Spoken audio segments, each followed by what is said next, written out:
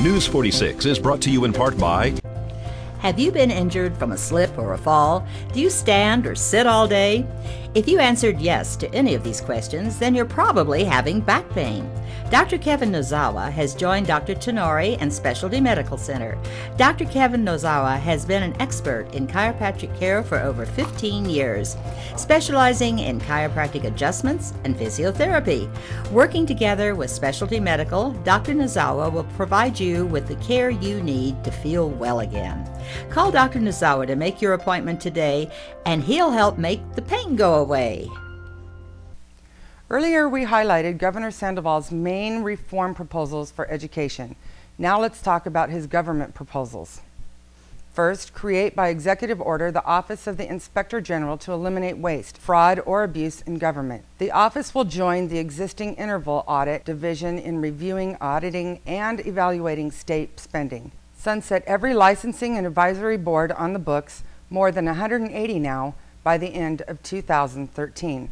By then, the boards can be eliminated, consolidated, or improved, retaining only those that are worthy. Create the Grants Office for state government and to identify federal and philanthropic opportunities to tap funding. Provide bonuses to state workers whose agencies save money during the year to boost innovation. Reform collective bargaining to ensure employee compensation does not hamper government performance.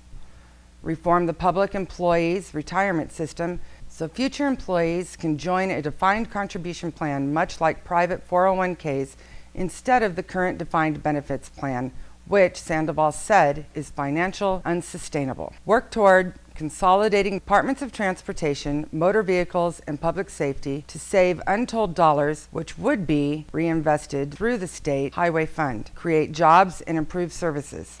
Overall, Governor Sandoval proposed a budget plan from 2011 to 2013 that sets the state back to 2007 spending levels, submitting a general fund budget of $5.8 billion or 6.4% less than current spending, not as deeply cut as feared by critics. Although he held to his pledge not to propose new taxes, he found $1 billion in additional revenues to fill the gap in his general fund.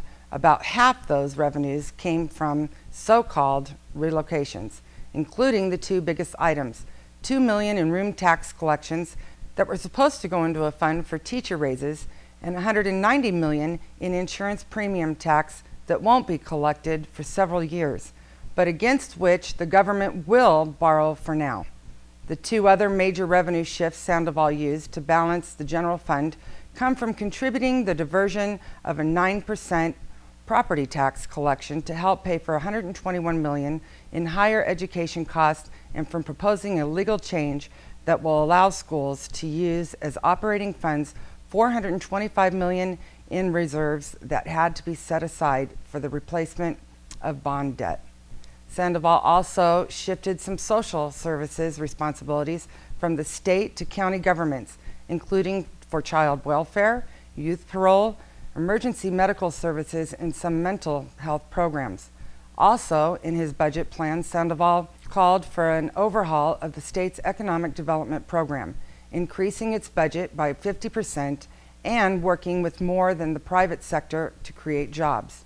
He suggests launching a $10 million catalyst fund to offer businesses incentives to relocate to Nevada. He also proposed another $10 million for an effort to hire people who have been jobless for a long time, or who are veterans or low income who need more help finding work. He suggests launching a $10 million catalyst fund to offer businesses incentives to relocate to Nevada. He also proposed another $10 million for an effort to hire people who've been jobless for a long time, or veterans who are of low income and need more help finding work.